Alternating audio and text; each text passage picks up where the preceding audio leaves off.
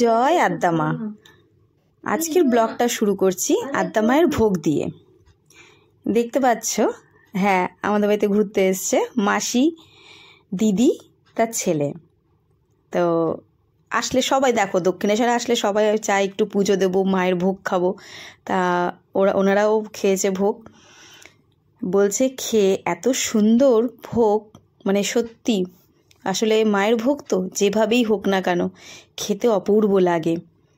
তো তোমরা এখনও যদি না খেয়ে থাকো তাড়াতাড়ি চলে এসো মায়ের ভোগ খেতে। ঘোরাটাও হবে, খাওয়াও হবে প্রসাদ।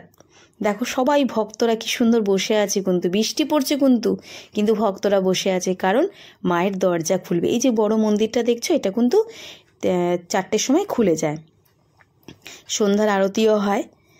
তারপরে আমরা প্রসাদ খেয়ে আমরা সবাই মিলে একটু আদ্যাপীঠটা পুরো দেখছিল, মাসি দেখাচ্ছিলাম, দিদিও দেখলো। তো ওখান থেকে বেরিয়ে আমরা বাড়ি চলে আসলাম। এত খিদে পেয়েছে, কেন প্রসাদ মানে জানো 1:30 থেকে 2টোর মধ্যে খাওয়া হয়ে যায়। তা আমরা খেয়েও নিয়েছিলাম প্রসাদ। তবে এসে কি করব, একটু লুচি আর দেখো আলুর চচ্চড়ি, ভীষণ ভালো লাগে এটা খেতে। আলুর চচ্চড়িটা, আলু চচ্চড়ি আর বেগুন ভাজা করেছিলাম লুচির সাথে। তো ভিডিওটা কেমন লাগলো বন্ধুরা? আশা করি তোমাদের ভিডিওটা ভালো লেগেছে।